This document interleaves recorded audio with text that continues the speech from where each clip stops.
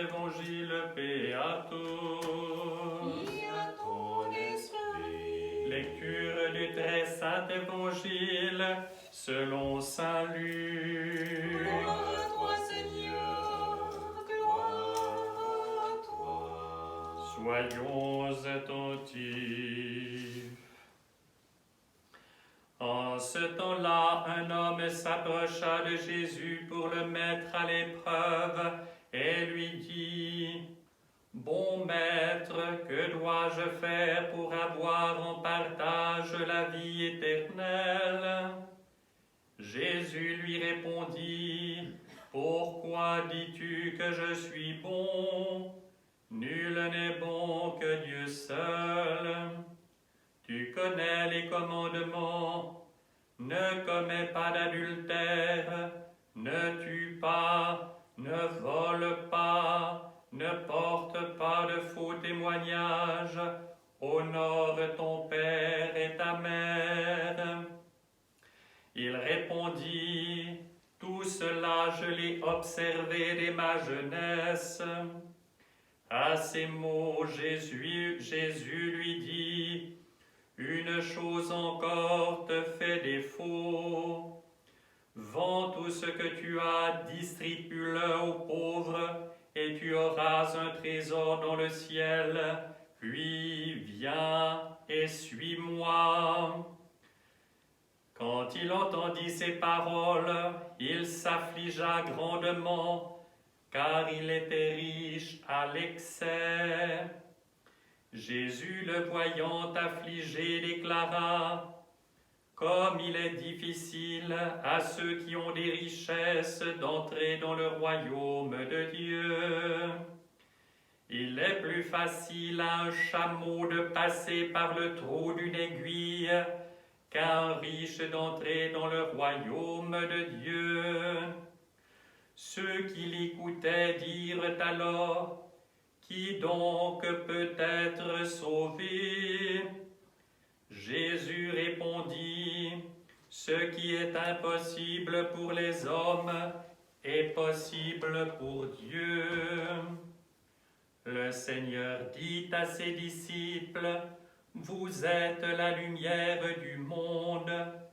Une ville ne peut se cacher qui est sise au sommet d'un mont. Et l'on n'allume pas une lampe pour la mettre sous le boisseau, mais bien sur le lampadaire, où elle brille pour tous ceux qui sont dans la maison. Qu'ainsi brille votre lumière devant les hommes, afin que, voyant vos bonnes œuvres, ils glorifient votre Père qui est dans les cieux. Ne pensez pas que je sois venu pour abolir la loi ou les prophètes. Je ne suis pas venu pour abolir, mais pour accomplir. Car en vérité, je vous le dis, avant que ne passe le ciel et la terre, il ne disparaîtra de la loi pas un iota, pas un trait, que tout ne soit réalisé. Celui donc qui supprimera l'un de ces moindres commandements et qui donnera aux hommes un tel enseignement sera tenu pour le moindre dans le royaume des cieux. Mais celui qui l'aura mis en pratique et enseigné, celui-là sera tenu pour grand dans le royaume des cieux. » Gloire à toi, Seigneur, gloire à toi.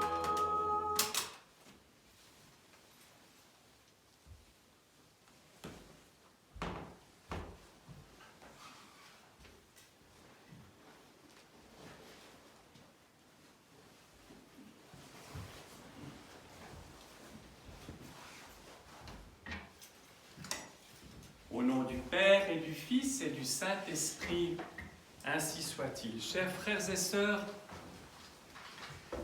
nous commémorons aujourd'hui deux figures absolument extraordinaires de l'Église, les saints archevêques d'Alexandrie en Égypte, Athanase et Cyrille. Je ne vais pas entrer dans les détails de leur vie, tant ils sont riches, extraordinaires, inouïs presque, et parce que ce serait beaucoup trop long, ça prendrait trop de temps simplement. Mais je vous renvoie véritablement à la lecture du Synaxaire. Vous aurez tous les éléments de leur vie, et en particulier celle de saint Athanase, qui a vécu à une période, d'ailleurs saint Cyril aussi, son successeur, de ce que l'on appelle les grandes luttes christologiques, c'est-à-dire à un moment lorsque l'Église est sortie de cette période de la toute grande persécution par les païens, au moment où l'Église peut sortir, je dirais, la tête de l'eau, après quand même plusieurs siècles de persécution, ce n'est pas rien, et qu'elle est non seulement tolérée, mais encouragée dans l'Empire romain, et que petit à petit, l'Empire romain est évangélisé, se christianise, et finalement les mœurs de ce temps-là se civilisent, non pas au sens du 19e siècle, mais véritablement au sens de la nourriture de la société, nourrie qu'elle est par l'Évangile et les conséquences réelles et pratiques dans la vie de chacun. Quand nous lisons l'Évangile, qui est ce qui doit nourrir chacune de nos âmes, jour après jour, nous voyons qu'il ne s'agit pas d'une lettre morte, mais de la parole vivante, d'une parole vivante, la parole vivante, c'est-à-dire Dieu lui-même qui parle. Nous savons tous, parce que nous le vivons dans notre propre chair, ce qu'il est advenu de nos premiers parents lorsqu'ils ont fait, comme on dit en bon français, un mésusage de leur liberté, un mauvais usage de leur liberté. Ils se sont trouvés, comme à l'instant, dépouillés de ce qui était la caractéristique de l'être humain avant cette même chute, c'est-à-dire cette capacité de voir avec les yeux de Dieu, de sentir avec tous les sens, si vous voulez, de Dieu. Pardonnez les anthropomorphismes, évidemment. Cela signifie quoi? Que la nature elle-même sentait, en rencontrant l'homme, sentait la présence même de Dieu. Et après la chute, tout s'est appesanti. Quand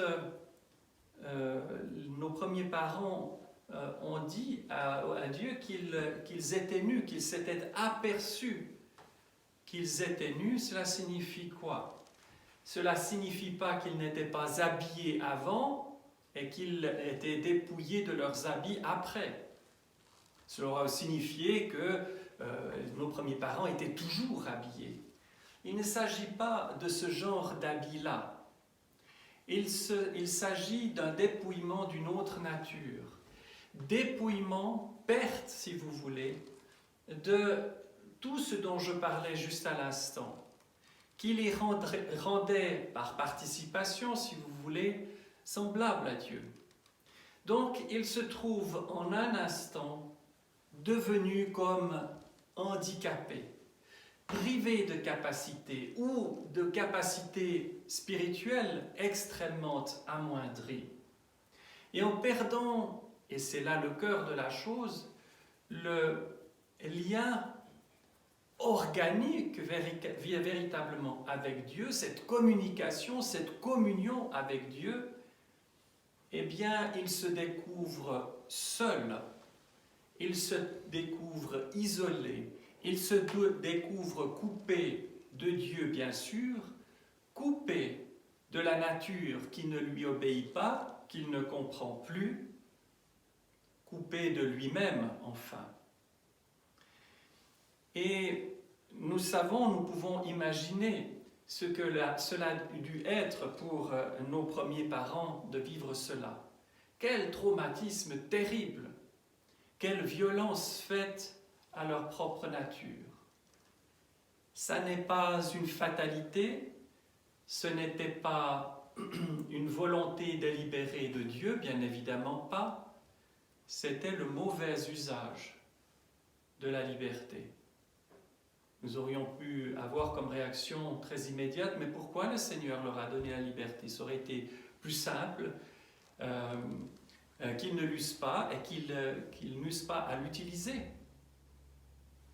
Ils auraient été toujours dans cette réalité de communion avec Dieu.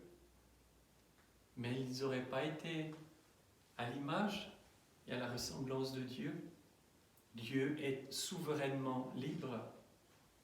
Nous aurions été de sages et bons robots. Dieu n'a que faire de sages et bons robots. Il prend le risque que nous le rejetions. Il prend le risque que nous l'abandonnions. Il prend le risque que nous le suivions, que nous l'aimions et que nous nous défions de tout ce qui nous prive de Dieu. Des esprits chagrins diraient « Oui, mais comment renoncer à quelque chose dont on n'a pas l'expérience ?»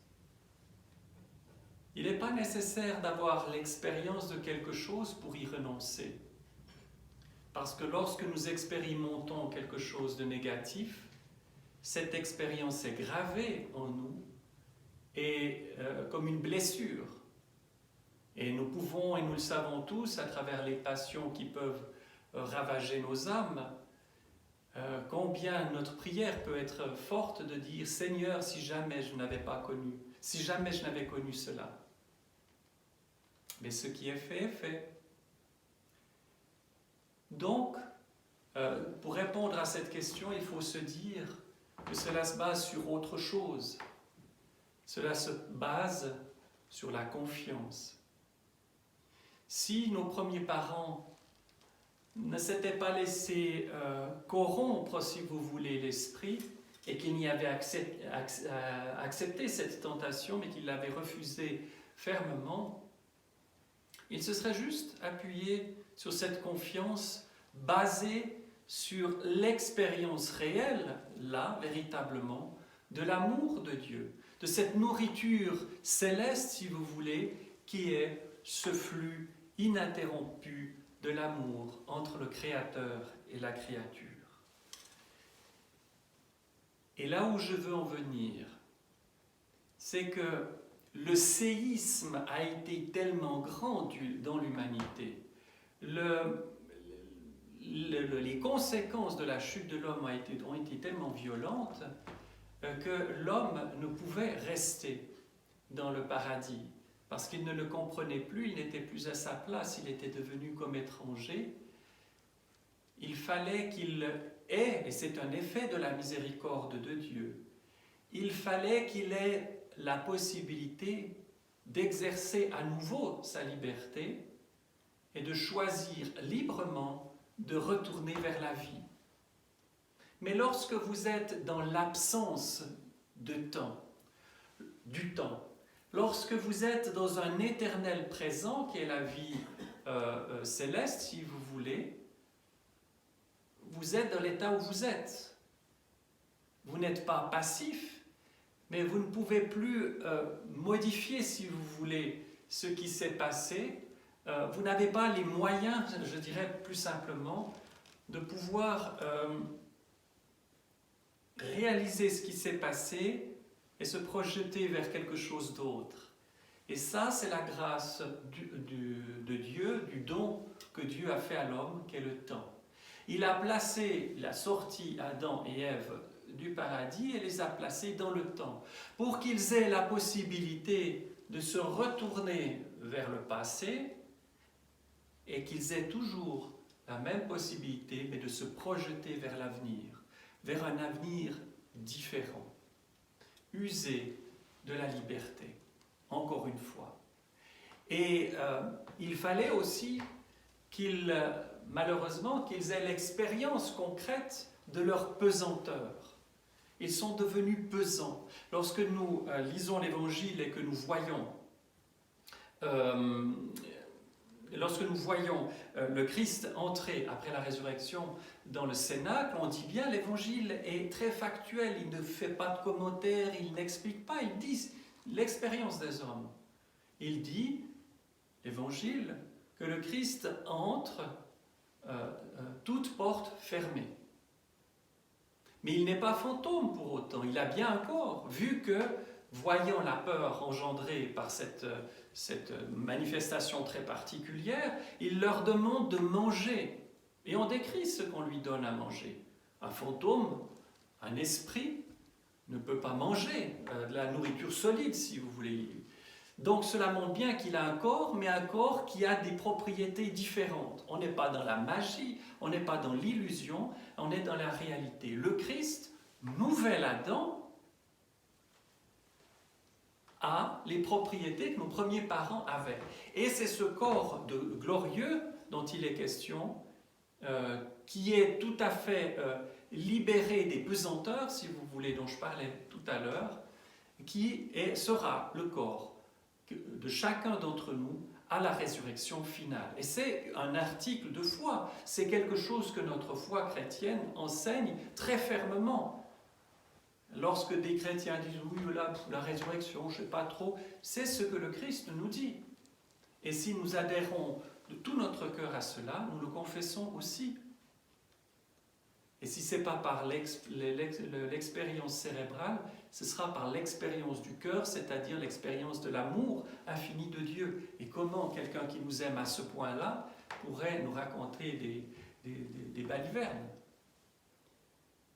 Saint Athanase et Saint Cyril ont eu l'expérience de l'amour infini de Dieu. Et c'est pour cela que lorsqu'ils ont vu que les hommes, par orgueil, se mettaient à appréhender les choses du ciel, les fameuses questions « mais qui est le Christ? Est-ce qu'il est Dieu? Est-ce qu'il est homme? Est-ce qu'il est que Dieu? Est-ce qu'il est que homme? » etc., etc. Et abordaient tout cela avec leur raison. Et je vous rappelle que la raison, notre raison, est un grand don de Dieu, mais est aussi blessée par la chute et souffre aussi des conséquences de celle-ci. Donc notre raison a aussi besoin d'être purifiée. Voilà pourquoi le lieu de communication premier avec Dieu, c'est le cœur. Plus le cœur est purifié, heureux les cœurs purs car ils verront Dieu, donc le rétablissement de ce lien avec Dieu, plus la raison et par voie de conséquence toutes les composantes de notre être se purifieront progressivement et deviendront capables d'envisager les choses célestes. Eh bien, du temps de saint Athanase comme de saint Cyril, c'est notre temps aussi. Eh bien, cette raison pécheresse a pris le dessus sur le cœur. Je ne parle pas de l'émotivité, de l'émotion. Je parle de ce lien organique, cette antichambre qui ouvre, dont la porte s'ouvre sur le ciel, où la vie divine s'écoule. Et cela devient possible par le baptême.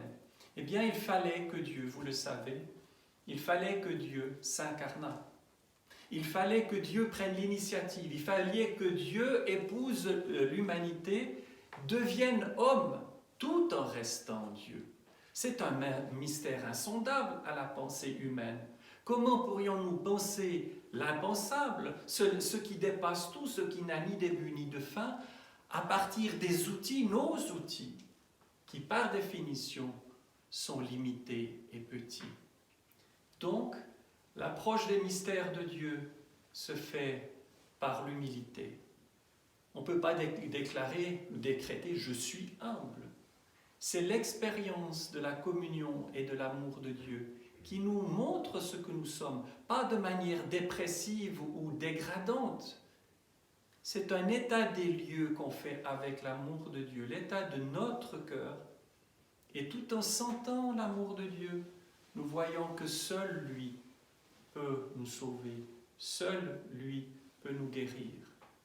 Voilà, chers frères et sœurs, le sens du combat de saint Athanase et de saint Cyril. Voilà le sens du mystère de l'incarnation dont je parle si souvent, qui nous révèle ce qu'est Dieu en vérité, ce Dieu Père et Fils et Saint-Esprit, cette Trinité consubstantielle et indivisible. Au nom du Père et du Fils et du Saint-Esprit, ainsi soit-il.